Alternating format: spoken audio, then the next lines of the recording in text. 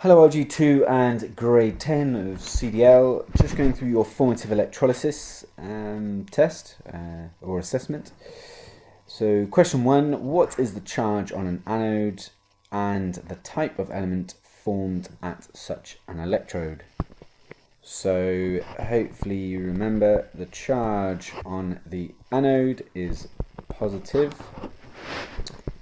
The two things that you should try to remember: an anion is negative, a cation is positive. Some ways to remember about the cation being positive: obviously the T there makes a positive sound, or cats make you happy, or the other strange phrase I often use is ironing a cat is a positive thing. So the cation goes to the cathode and the anion goes to the anode. So the anode must be positive. And what type of element would be found at such an electrode when an anion is negative? And typically it is our non-metals that gain electrons, so they're going to be the ones which will lose electrons in our electrolysis process. The answer therefore being D. Moving on, the electrolysis of concentrated, that is a crucial statement there, of aqueous sodium chloride makes 3 products. Which products are found at the correct electrodes? So because it's concentrated, we are actually going to form chlorine gas, and chlorine is going to form at the anode, and we will therefore also form sodium hydroxide.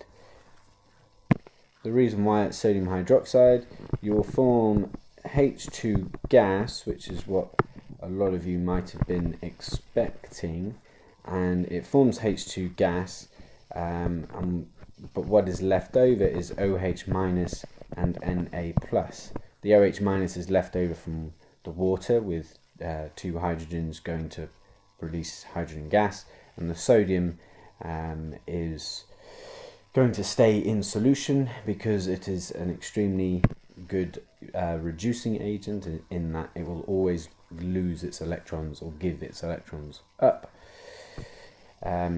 Question number 3. The following electrolysis circuit is set up using inert electrodes. At which electrode is the metal deposited?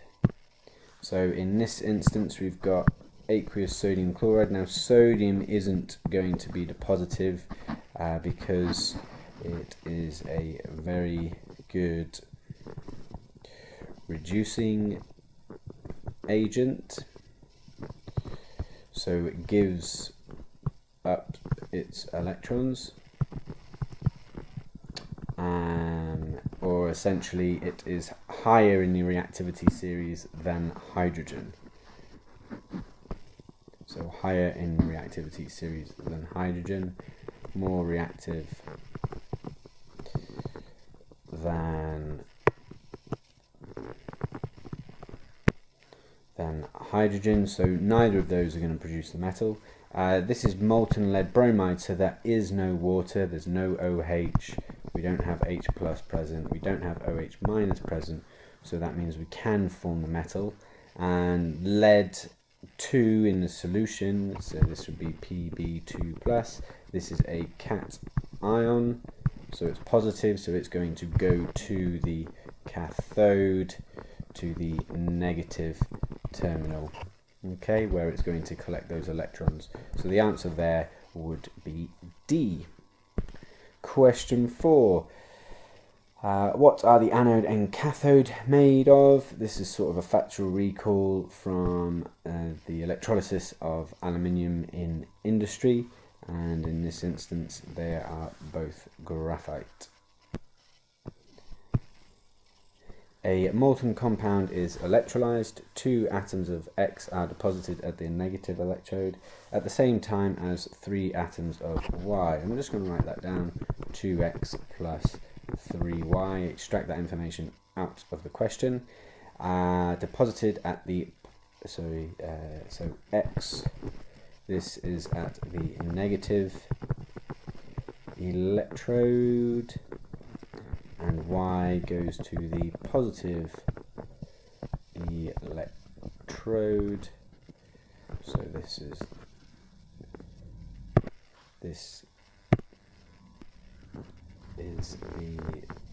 the anode.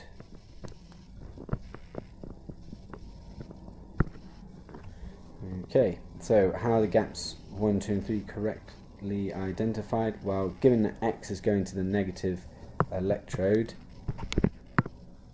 it must be a metal, because metals would be cation ions, so they're going to go to the negative electrodes. So it would have to be A or B, since X is going to be a metal, and Y is therefore going to be a non-metal, and then they are in the ratio of 2 to 3, so that must be B, because they're in the ratio of 2 to 3, so it's going to be X2, Y3. Question 6, which of these elements could be formed at the anode? So the anode, again, is positive. It attracts the anion, which is negative. Now copper is a metal, so this would be positive. It can't be copper. Lithium is a metal. It is positive.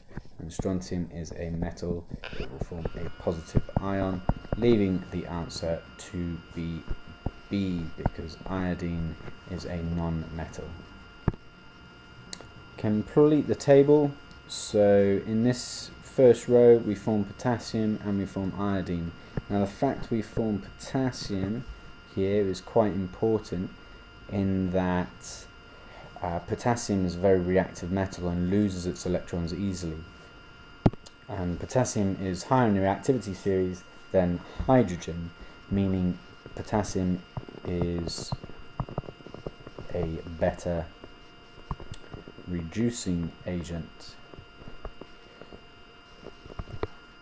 meaning it will give up its electrons better than hydrogen.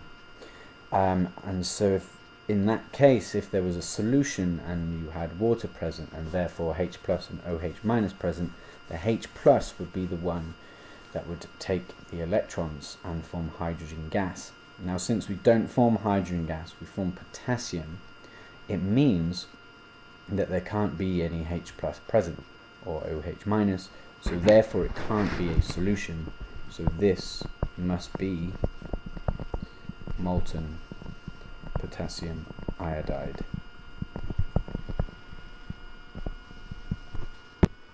Next up we've got dilute aqueous sodium chloride, and so because it's dilute, essentially the OH minus ion gets to the negative electrode more than the chloride ion, and since the OH minus ion gets there, we are going to form oxygen gas. Sorry, oops, that is for the wrong electrode. Let's scrub that out. The sodium is again higher in the reactivity series than hydrogen, but this instance it's aqueous, so we do have hydrogen present, so hydrogen will accept the electrons off the electrode before sodium, and hence we form H2 gas. And then what I was saying before is for the positive electrode, the chloride ion is dilute essentially, and so the OH minus goes to the electrode more than the chloride, and therefore we are going to form O2 gas, because our hydroxide ions give up their electrons to form oxygen and water and donate 4 electrons to the circuit. And then in the electrolyte, interestingly what happens is our water is being used up, so the NaCl gets more concentrated.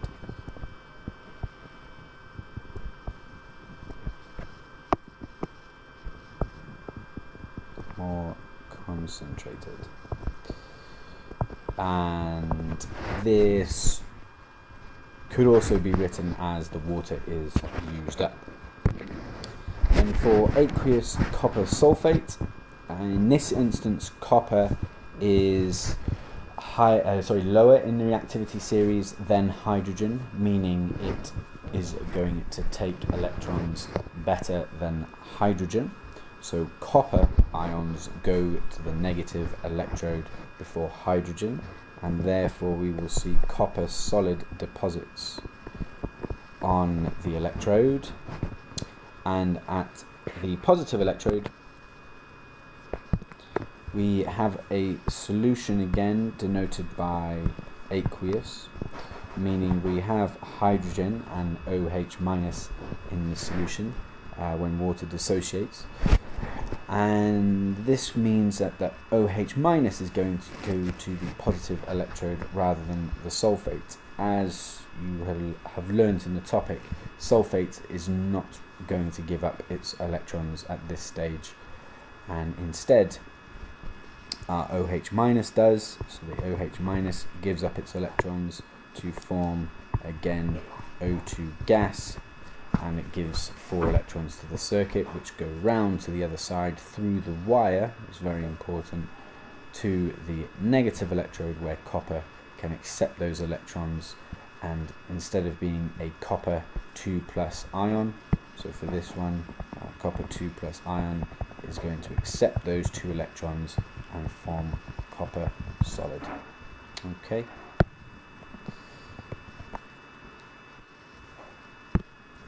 Left behind in the solution, you are going to have the hydrogen from the water, since oxygen from the water is being given off.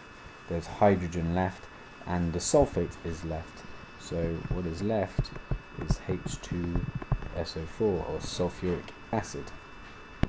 Now for the final one, we are forming hydrogen, and we are left with potassium hydroxide.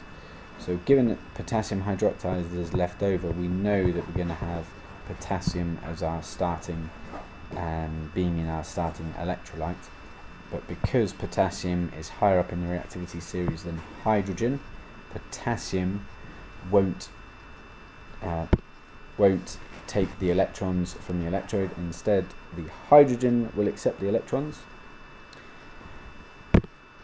And because bromine is formed, generally, if you're going to follow the same trend as before, for chlorine to form, you would need a concentrated solution. So following that same trend, for bromine to form, you would expect you need a concentrated potassium bromide. Now, it did actually also accept aqueous potassium bromide and dilute potassium bromide. Moving on. Question 8. A method has been developed to produce iron with low emissions by electrolysis. And so here is hematite. It's dissolved in lithium carbonate and electrolyzed. The lithium carbonate will be for similar reasons in terms of providing conductivity and possibly lowering the melting point. Write an equation for the reaction at the negative electrode, so the cathode. So given that we're trying to electrolyze hematite, we're trying to produce iron from iron oxide. At the cathode, we're going to be dealing with the metal. So the metal from hematite will be Fe3+. The reason why it is 3+ is if this Fe was 3+ and oxygen is 2-, if you took the charge down to give you the chemical formula Fe2O3.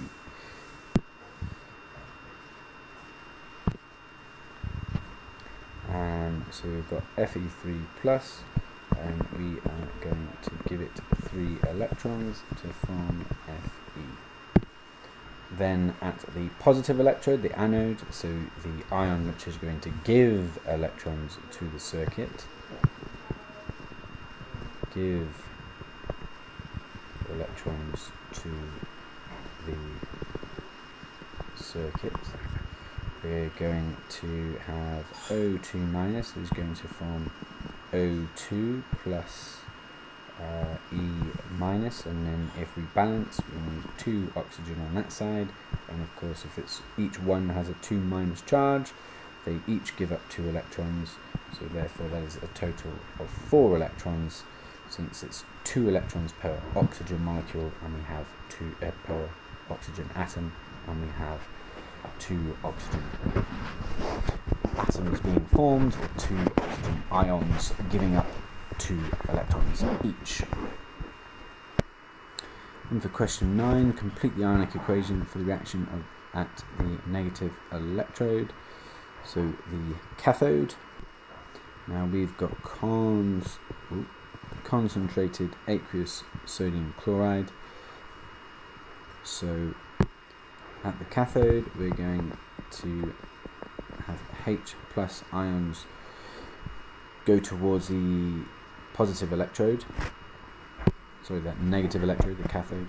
They're going to accept 2 electrons, so they're going to accept 1 electron each to form H2 gas. Complete the ionic equation for the reaction at the positive electrode.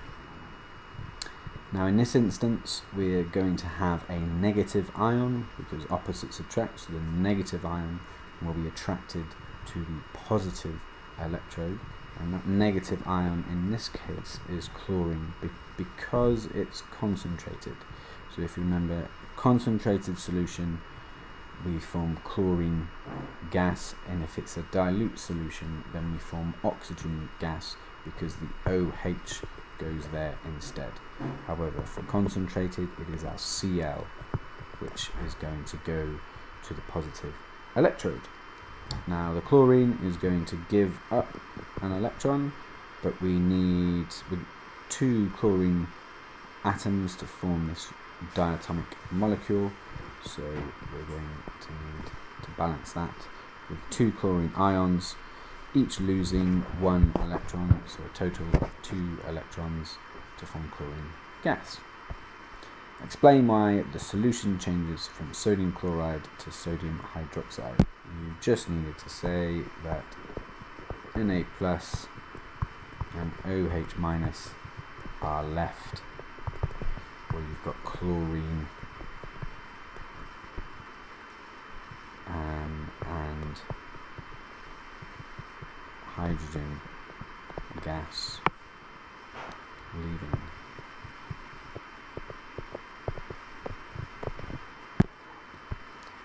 Chlorine and hydrogen gas leaving. Why does the water supply industry use chlorine? To sterilize the water. Name an important chemical that is made from hydrogen. Ammonia is an extremely important chemical used for fertilizers or fertilizer manufacture in the harbour process. How is sodium hydroxide used to make soap? Well, it's reacted with fat in a process called saponification, but this is no longer in your syllabus.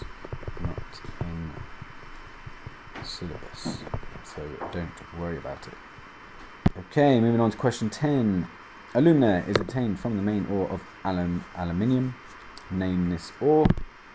Cryolite lowers the melting point, and it also improves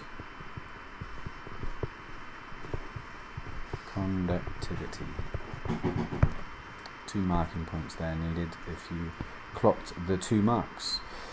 Copper can be extracted by the electrolysis of an aqueous solution. Suggests why the electrolysis of an aqueous solution cannot be used to extract aluminium. Essentially, aluminium is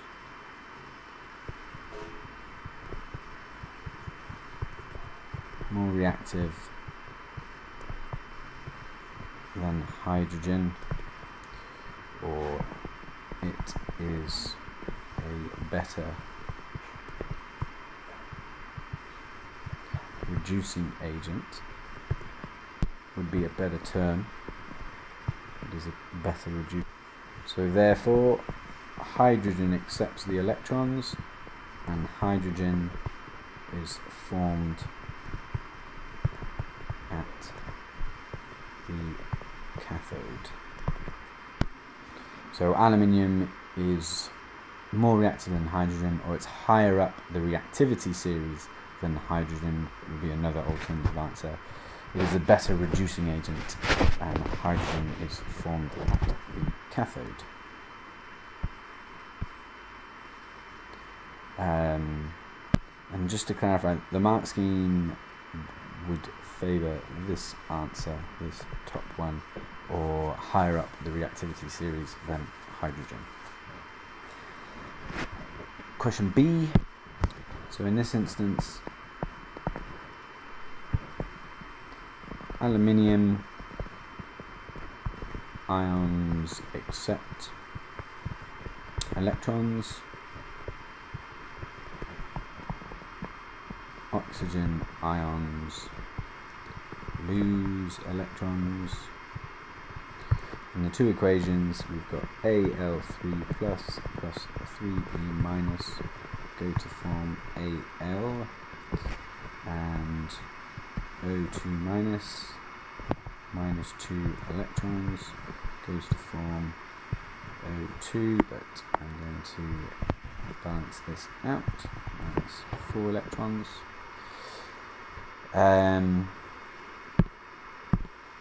You could have also written this the other way around, and O2 minus goes to form O2 plus 4E minus.